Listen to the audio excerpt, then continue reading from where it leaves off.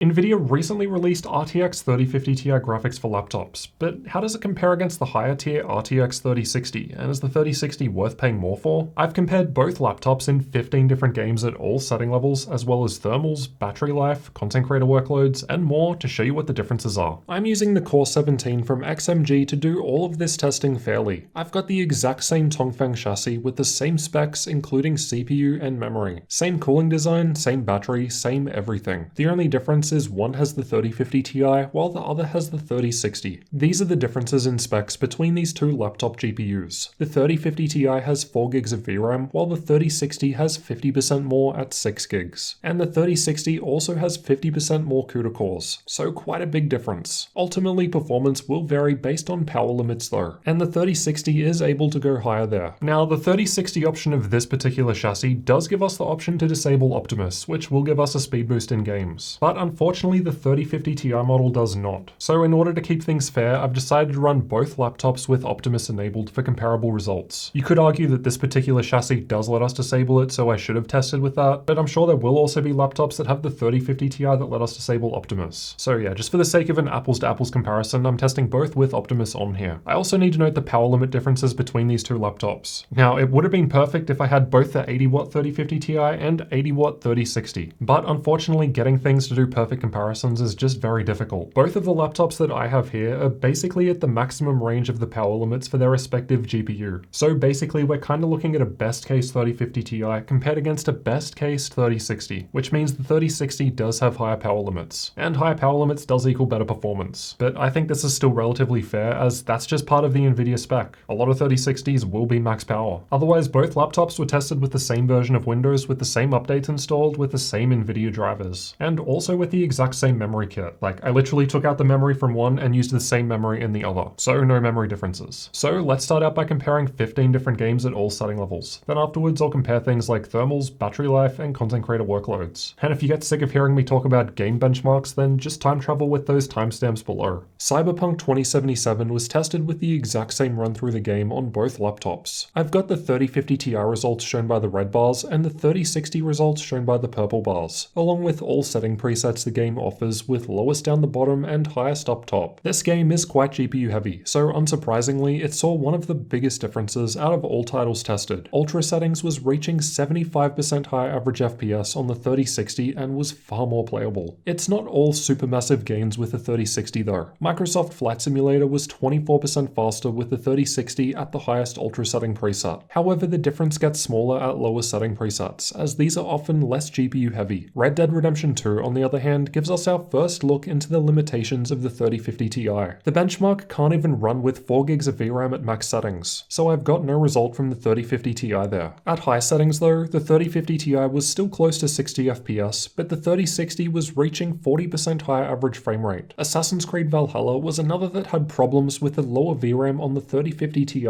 The frame rate drops substantially at high settings, and is then basically unusable at very high and ultra high settings. The 3060 on the other hand is still able to hit 60 FPS at max settings, while the 3050 Ti is struggling below 9 FPS, putting the 3060 600% ahead in terms of average FPS. Control was tested with and without ray tracing. Let's start with ray tracing off results. This is a GPU heavy game, so the performance differences between these two GPUs was one of the biggest out of all 15 games tested. The 3060 was reaching 79% higher average FPS at high settings. Even the 1% low from the 3060 is well above the 3050 Ti's averages, though the 3050 Ti could still pass 60 FPS at medium. Performance drops back with ray tracing enabled. Even the 3060 was only just able to scrape 60 FPS with a low setting preset, but that's where DLSS comes in. With both DLSS and ray tracing enabled, the results at high settings are still higher compared to using neither, though the 3060 still had a 72% higher average frame rate. Call of Duty Warzone had fairly big gains with the 3060 too, reaching 61% higher average FPS at max settings, while again the 3060's 1% lows were well above even the average FPS from the 3050 Ti.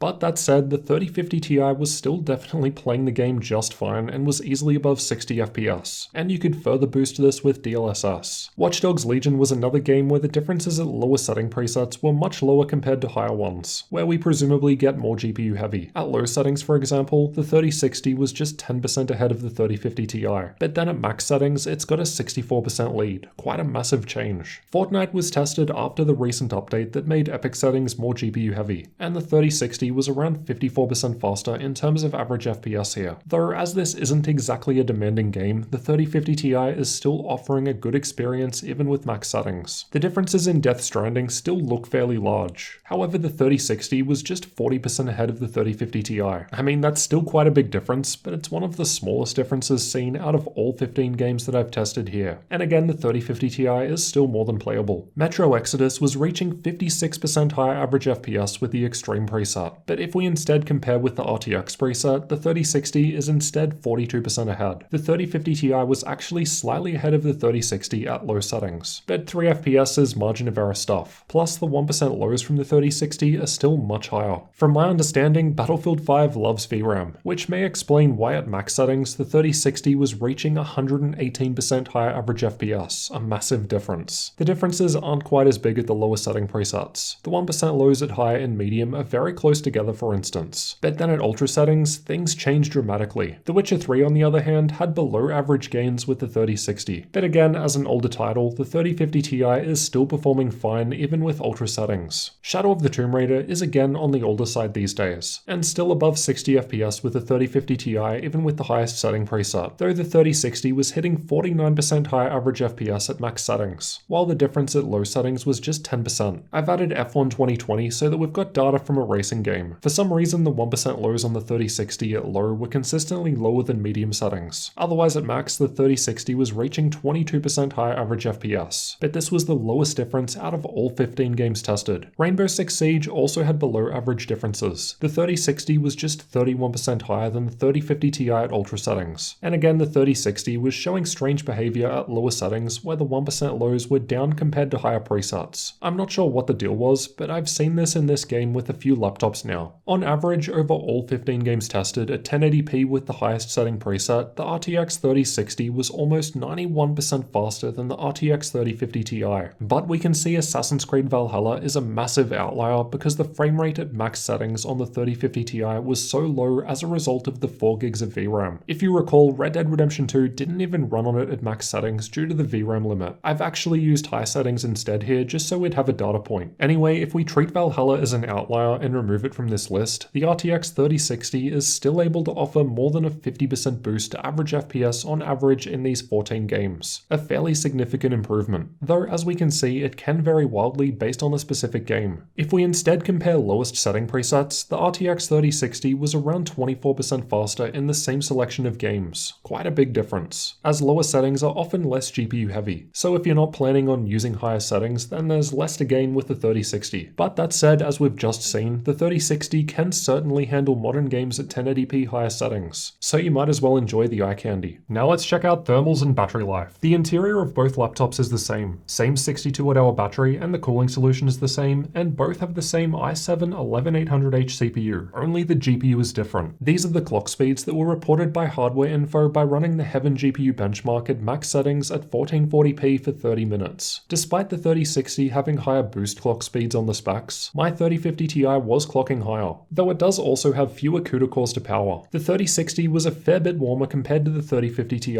Again, it does have 50% more CUDA cores as well as higher power limit in this case, so higher temperatures should be expected. More power equals more heat. The 3050 Ti system lasted almost 25% longer when running a game on battery power. Both systems were capped at 30 FPS with NVIDIA battery boost, so this seems to indicate that the lower tier 3050 Ti is more power efficient while both are delivering the same level of performance. I've also tested out some content creator workloads to see what the differences are compared to gaming. Adobe Premiere was tested with the Puget Systems benchmark, and the difference is far smaller here compared to what we saw in the games. But Premiere generally doesn't see big gains with higher GPUs from my experience. The 3060 was scoring 7% higher than the 3050 Ti.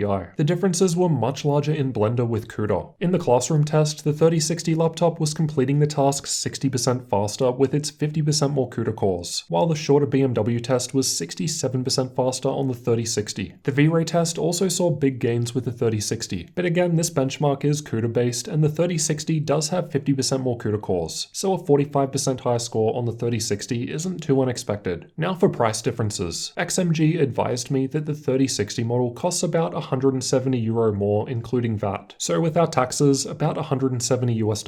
They don't plan on selling this chassis with 3050 Ti though, they just provided me with this so I could make the comparison. But you can check out the pricing for this laptop with the link in the description. Given the 3060 laptop starts at about €1,500, this means we're looking at a bit more than 10% more money to get the 3060, but this will of course vary between companies. Honestly, 10% more money for the RTX 3060 for 50% more performance in games seems like a no-brainer to me. Even if it was 20% more money, sign me up. I think that extra performance is well worth it. Unless you're really tight on money and can't save extra for the 3060, or maybe the 3050 Ti is just a great deal in your country. In my opinion, the 3060 just seems worth saving up for. Now, as mentioned earlier, the differences would of course be smaller if you had a 3060 laptop that had a power limit closer to the 3050 Ti. Just as a reminder, this comparison is with a best case 3050 Ti and a best case 3060. Both of these laptops are at the high end of the power limit range. You can also get either GPU with lower limits. But that said, the 3060 still has 50% more CUDA cores and 50% more VRAM, and that counts for something. The 3050 Ti does still offer a more than playable experience for the most part in most games, as long as you don't go over that 4GB VRAM limit, which in 2021, let's face it, is on the lower side for AAA games, especially at higher setting levels, even at 1080p. But if you're cool with medium settings, then the 3050 Ti still does pretty well. One of my main concerns is that if the 3050 Ti is already showing these sorts of limits today, then what's it going to be like 2, 3, or 5 years from now? The fact is, most people don't buy new gaming laptops every year. They're going to keep these machines for a while. So yeah, again with the future in mind, the 3060 is easier to recommend with its 50% more VRAM. So which of these two GPUs would you pick in your next laptop? The RTX 3050 Ti or the RTX 3060? Let me know down in the comments below. And get subscribed for future laptop comparisons like this one. There are a lot more on the way. Come and join me in Discord and get behind the scenes videos by supporting the channel on Patreon. And come and check out some of my other laptop comparisons over here. I'll see you over in one of those next.